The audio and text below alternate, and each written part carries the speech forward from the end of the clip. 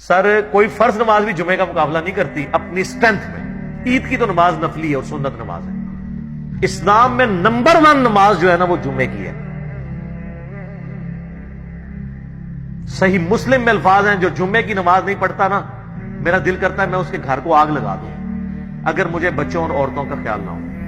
مسلم شریف میں یہ الفاظ ہے, نبی اسلام فرمایا کہ لوگوں جمعہ چھوڑنے سے باز آ جاؤ, ایسا نہ ہو اللہ تمہارے دلوں پہ مہر لگا دے.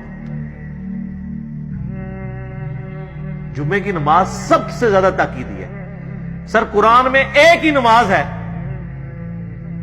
جس کو ایمفسائز کرنے کے لیے مسلسل کئی آیات ایک سورت کے اندر نازل ہوئی ہیں. سورت الجمعہ. سورت الفجر بھی ہے لیکن اس میں صرف فجر کے وقت کی قسم کھائی گئی ہے. فجر کی نماز پڑھنے کے بارے میں کوئی اتنی لمبی ترغیب نہیں آئی ہوئی ہے. لیکن سورت الجمعہ میں کتنا آیا کہ جب جمعے کے دن اذان دی جائے کاروبار ترک کر دو, مسجد کی طرف لپکو, تجارت چھوڑ دو, پھر نماز جب پوری کرو اس کے بعد. سر اتنی بڑی تاکید کیونکہ یہ مسلمانوں کی پولیٹیکل گیدرنگ ہے ویکلی.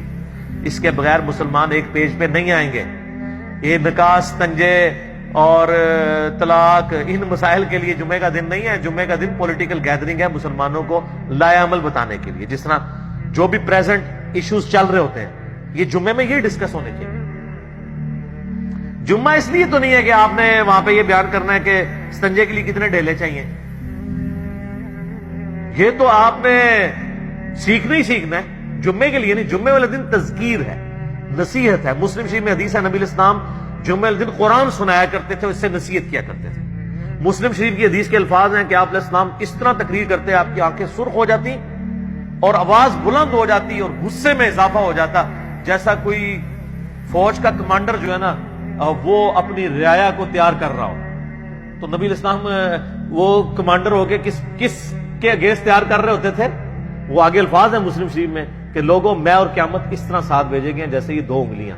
آپ شہادت کی اور درمیان والی انگلی ساتھ ملا لیتے تھے. تو آپ اپنی رعایا کو تیار کرتے تھے قیامت کے دن کی پیشی سے. جیسے ایک فوجی جرنیل دشمن فوج سے لڑنے کے لیے تیار کرتا ہے تو آخرت کے دن اللہ کے حضور جو پیشی ہونی ہے اس کے لیے آپ تیاری کرواتے تھے. یہ جمعہ اس لیے ہوتا تھا